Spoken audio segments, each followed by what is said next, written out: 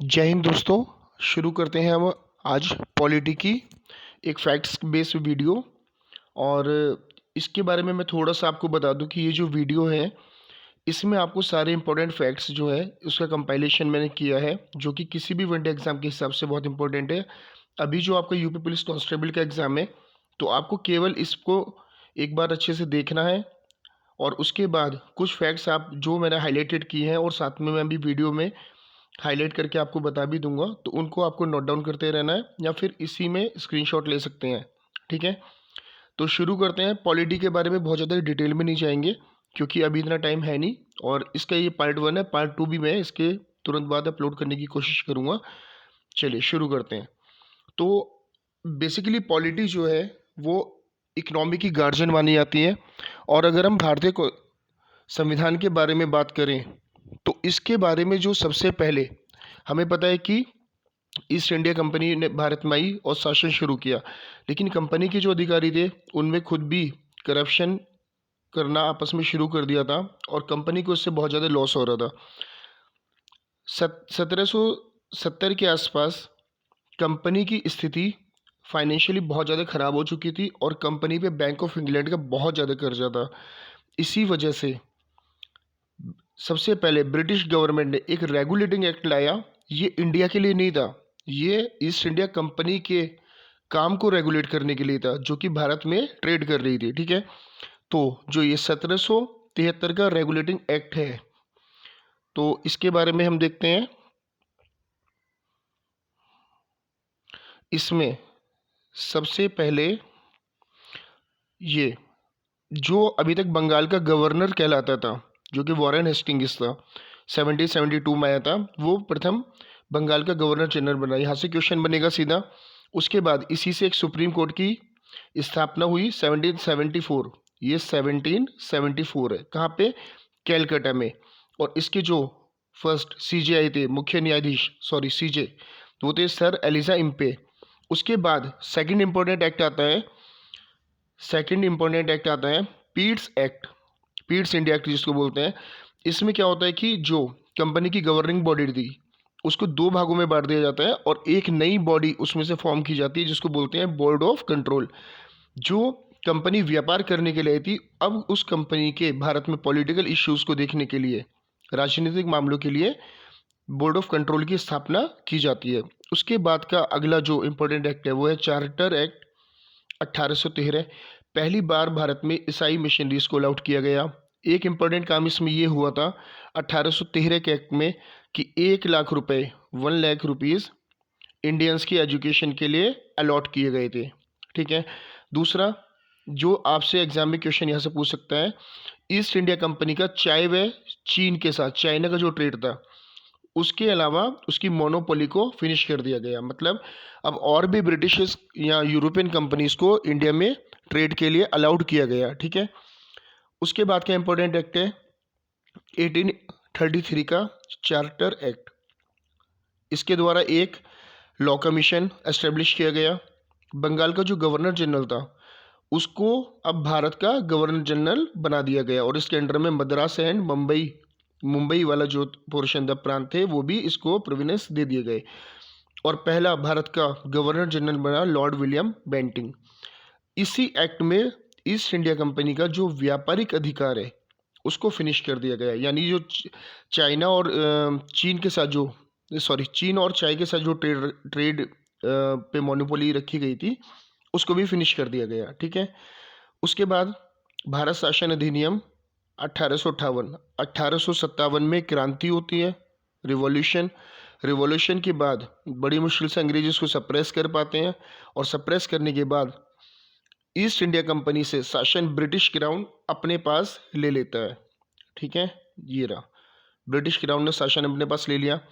अभी तक जो भारत का गवर्नर जनरल था उसको अब वाइसराय बना दिया गया और फर्स्ट वाइसराय बना लॉर्ड कैनिंग, लॉर्ड कैनिंग, जो कि क्रांति से पहले भारत का गवर्नर जनरल था।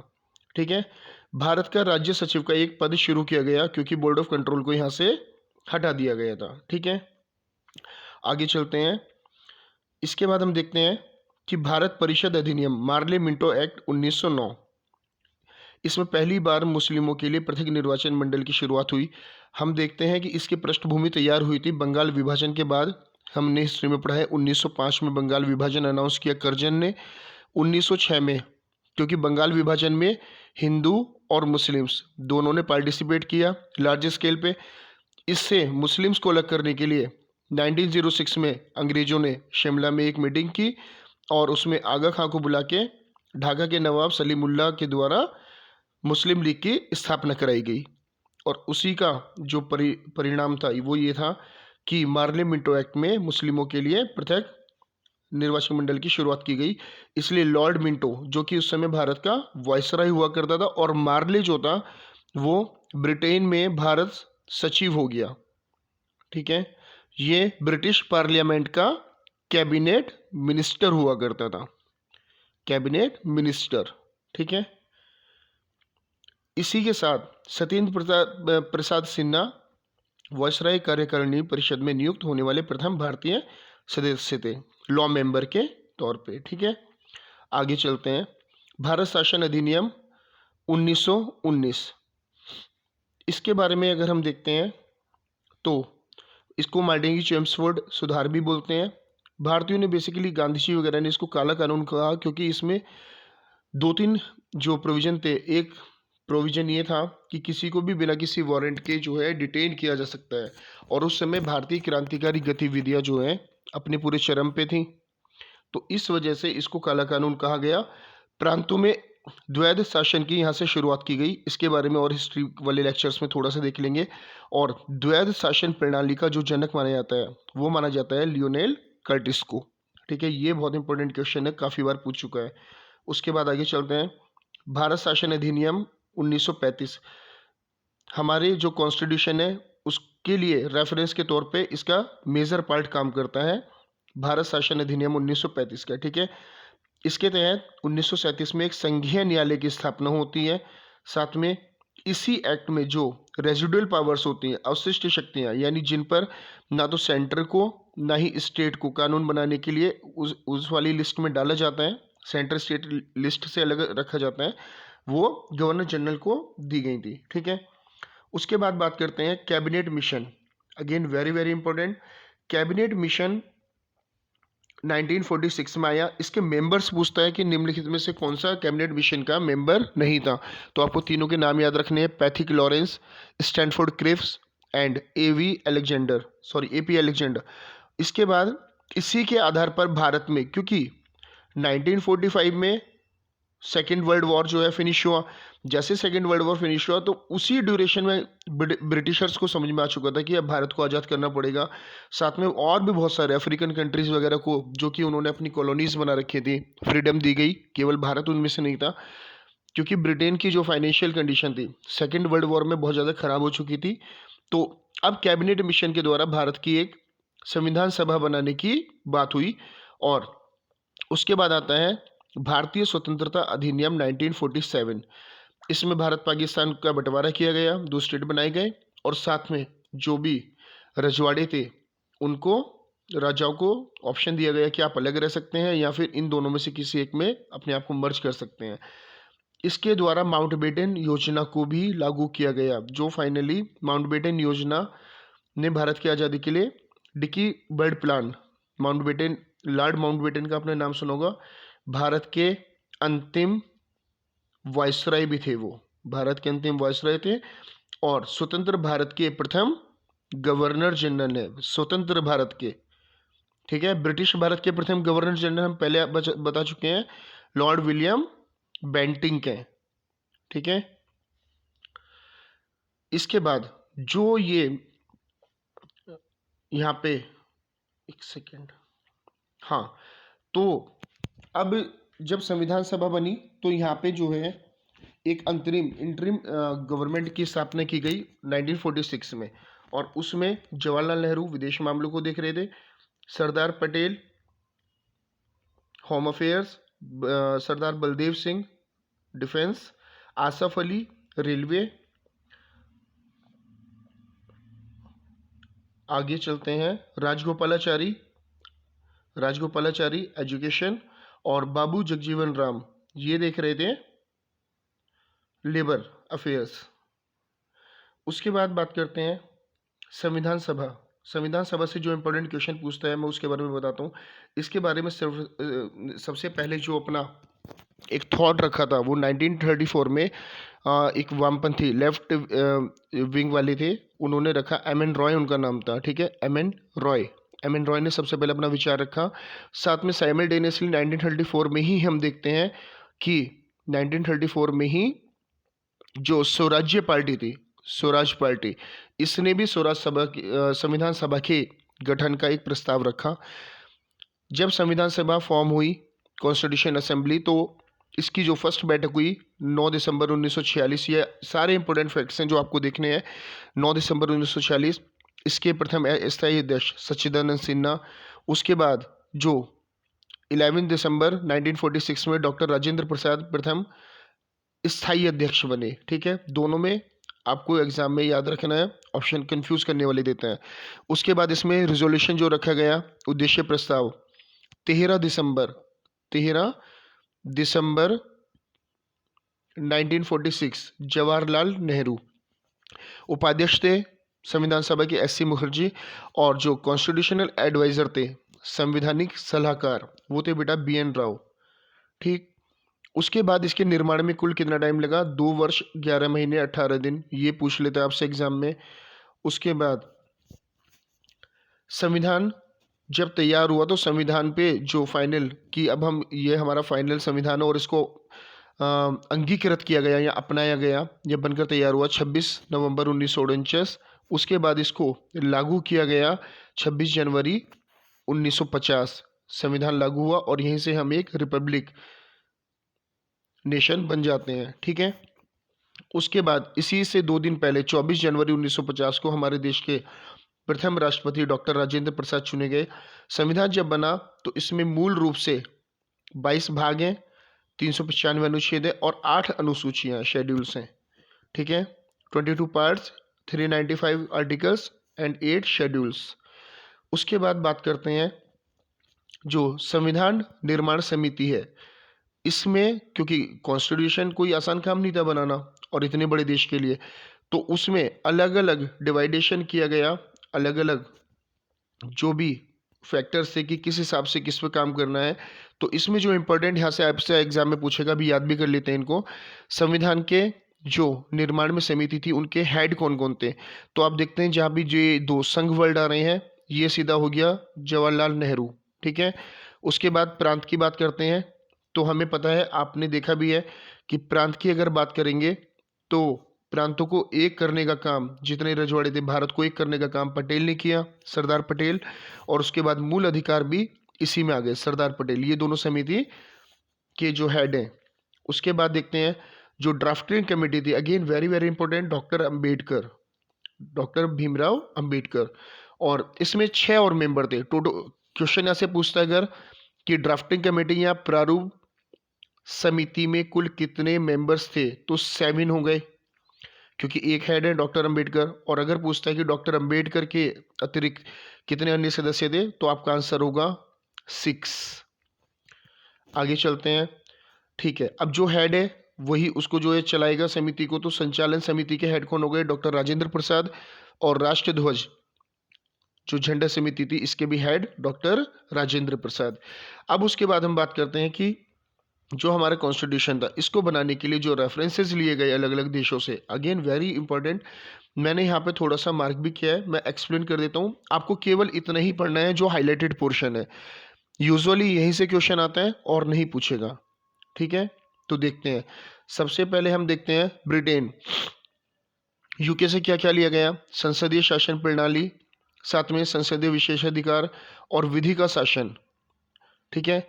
इसके अलावा एकल नागरिकता, हमारे यहाँ एकल नागरिकता होती है, जैसे यूएसए है, यूएसए में आपको सिटीजनशिप मिलती है, स्टेट की भी और कंट्री की भी, लेकिन हमारे यहाँ केवल भारत की नागरिकता होती है। हमारे यहाँ कोई स्टेट की, एमपी, यूपी, उत्तराखंड की नागरिकता नहीं होती है, ठीक।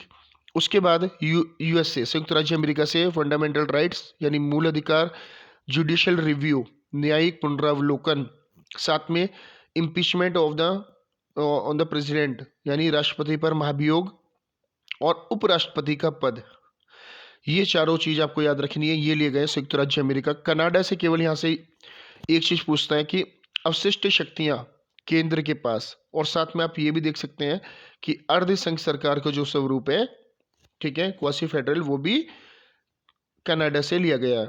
आयरलैंड की अगर मैं बात करूं तो आयरलैंड से बस एक ये पूछेगा, राज्य के नीति निर्देशक तत्व, directive principle of state policy, जो कि हमें आर्टिकल 36 से 51 में मिलेंगे।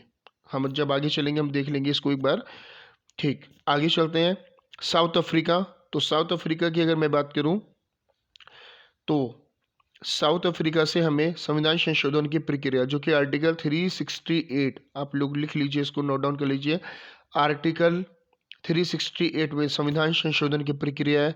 उसके बाद फ्रांस की बात करें, फ्रांस से स्वतंत्रता, समानता और बंधुत्व का सिद्धांत, ये तीनों लिए गए हैं। ऑस्ट्रेलिया से समवर्ती सूची यानी कंकरेंट लिस्ट, मैंने आपको बताया था अभी थोड़ी देर पहले कि एक होती है स्टेट लिस्ट, जिन विषयों पर राज्य कानून बना सकते हैं। एक होती है सेंट्रल लिस्ट, जिस पर भारत सरकार या केंद्र कानून बनाएगा। और एक ऐसी सूची होती है कंकरेंट लिस्ट, जिस पर दोनों कानून बना सकते हैं, स्टेट एंड सेंटर, ठीक है। उसके बाद जर्मनी का जो वाइमर कॉन्स्टिट्यूशन है, वहाँ से आपातकाल की बात की गई है। बस इतना आपको याद रखना है। जापान, जापान के विधि द्वारा स्थापित प्रक्रिया, और यूएसएसआर से फंडामेंटल ड्यूटीज और सामाजिक आर्थिक राजनीतिक न्याय। ये तो यहाँ से दो क्वेश्चन, ये पीसीएस में भी अगेन, अगर आप देखें, मैं पुलिस की बात नहीं कर रहा हूँ, भी पीसीएस की बात कर रहा हूँ। ये क्वेश्चन और ये बहुत ज़्यादा रिपीटेड क्वेश्चन है, आपको याद रखना है, ठीक है। आगे चलते हैं। अब जो हमारी ये अंतरिम मंत्रिमंडल था, इसमें इसके बाद फ्री गवर्नमेंट की जो फ्री इंडिया की पहली गवर्नमेंट बनी, तो उसमें कौन कौन से इसमें मिनिस्टर्स थे? जवाहरलाल नेहरू इसमें प्रधानमंत्री। उसके बाद ये 1947 की बात हो रही है, भारत के आज़ाद होने के बाद जो मंत्रिमंडल बना था। गृह सूचना प्रसारण मंत्री सरदार वल्लभ भाई पटेल। आपको कौन कौन से याद रखने हैं, मैं उनको मार्क कर रहा हूँ। आपको नेहरू जी याद रखने हैं, प्रधानमंत्री पटेल जी, गृह मंत्री राजेंद्र प्रसाद, इसमें खाद्य व कृषि मंत्री मौलाना अबुल कलाम आज़ाद, एजुकेशन मिनिस्टर। उसके बाद आप देखेंगे जगजीवन राम श्रम मंत्री, लेबर मिनिस्टर। और उसके बाद बलदेव सिंह के पास रक्षा मंत्रालय, ठीक है। और अंबेडकर जी लॉ, विधि लॉ, ठीक। बस इतना आपको याद रखना है। उसके बाद आगे चलते हैं। हाँ, तो जो कॉन्स्टिट्यूशनल असेंबली द्वारा हमारी कौन कौन सी डेट में कौन कौन सी चीज़ अपनाई गई, ये अगेन वेरी इंपॉर्टेंट है, यहाँ से बहुत रिपीटेडली क्वेश्चन पूछता है। 22 जुलाई 1947, ये थोड़ा सा अलग है। 22 जुलाई 1947 में हमारा राष्ट्रीय ध्वज, ठीक। उसके बाद ये आप छोड़ दीजिए, इसकी ज़रूरत नहीं है। उसके बाद 24 जनवरी 1950 राष्ट्रीय गान। उसके बाद 24 जनवरी 1950 को राष्ट्रीय गीत। और 24 जनवरी 1950 में, ये मैंने पहले भी बता दिया, डॉक्टर राजेंद्र प्रसाद भारत के प्रथम राष्ट्रपति के रूप में निर्वाचित होते हैं। अब हम आगे चलते हैं। ये थोड़ा सा फंडामेंटल राइट वाला पोर्शन देख लिया। अभी इसमें जो थोड़ा सा एक दो पॉइंट्स और छूटे होंगे, वो मैं नेक्स्ट वीडियो में कवर कर दूंगा। तो हमारे जो कॉन्स्टिट्यूशन में हमें फंडामेंटल राइट्स दिए गए हैं, जो मूल अधिकार हमें दिए गए हैं, आपको यहाँ से कौन कौन से इंपॉर्टेंट है बस मैं वो बता रहा हूँ। इसके अलावा और आपको नहीं देखने हैं, क्योंकि अब टाइम भी कम है, ठीक है। हमारे पास टोटल 6 फंडामेंटल राइट है। समानता का अधिकार आपको याद रखना है, आर्टिकल 14 से 18। स्वतंत्रता का अधिकार 19 से 22। शोषण के विरुद्ध अधिकार 23 से 24। धर्म की स्वतंत्रता का अधिकार 25 से 28। संस्कृति और शिक्षा संबंधी अधिकार 29 से 30। और कॉन्स्टिट्यूशनल रेमेडीज यानी संवैधानिक उपचार आर्टिकल 32। और again very very important question यहाँ से पूछता है, बहुत इंपॉर्टेंट क्वेश्चन, कि डॉक्टर अंबेडकर जी ने किस आर्टिकल को भारतीय संविधान की आत्मा कहा? तो आर्टिकल 32 आपको याद रखना है, ठीक। आगे चलते हैं। अब जो इसमें टोटल जो हमारे फंडामेंटल राइट्स हैं, वो हैं आर्टिकल 12 से 35, और ये हमारे पार्ट 3 में आते हैं। संविधान के पार्ट 3 में आर्टिकल 12 से 35 आते हैं। तो इसमें अब आगे जो इम्पोर्टेंट है वो मैं आपको बता देता हूँ। ठीक, सबसे पहले आप देख रहे हैं आर्टिकल 14, आर्टिकल 14, विधि के समक्ष समता, यानी लॉ के सामने सब बराबर होंगे। आर्टिकल 15 आपको याद रखना है, जाति जाति, मूलवंश, लिंग वगैरह के आधार पर या धर्म के आधार पर किसी के साथ कोई भेदभाव नहीं होगा, सबको बराबर माना जाएगा। उसके बाद आर्टिकल 17 बहुत ज़्यादा रिपीटेडली ये पूछता है, आर्टिकल 17 अनटचेबिलिटी से रिलेटेड है। अनटचेबिलिटी को कोई स्थान नहीं दिया जाएगा, सब को बराबर माना जाएगा। इसका मतलब ये है अनटचेबिलिटी की कोई भी अछूत वगैरह का जो कंसेप्ट चलता था, ये सब किसी भी आधार पर ही एक्सेप्टेबल नहीं होगा भारत में। उसके बाद उपाधियों का कोई राजा वगैरह, कोई भी ये कुंवर वगैरह कोई कुछ नहीं लगाएंगे। ठीक, उसके बाद 19वां वाक व अभिव्यक्ति की स्वतंत्रता, यानी कि हर किसी को अपनी बात कहने का अधिकार है कानून के दायरे में। ठीक, इसी में प्रेस की फ्रीडम आती है आर्टिकल 19 में। उसके बाद आर्टिकल 21 प्राण व दैहिक स्वतंत्रता का संरक्षण, यानी कि आपको गरिमा में जीवन जीने का अधिकार है। आप भारत के किसी भी कोने में जाके कहीं पे भी रह सकते हैं, बस सकते हैं, आपको कोई नहीं रोक रहा। उसी में आर्टिकल 21 ए को ऐड किया गया, जो कि 86 कॉन्स्टिट्यूशनल अमेंडमेंट यानी संविधान संशोधन द्वारा 2002 में जोड़ा गया। ये था 6 से 14 साल तक की एज के जितने भी बच्चे हैं उनको शिक्षा का अधिकार।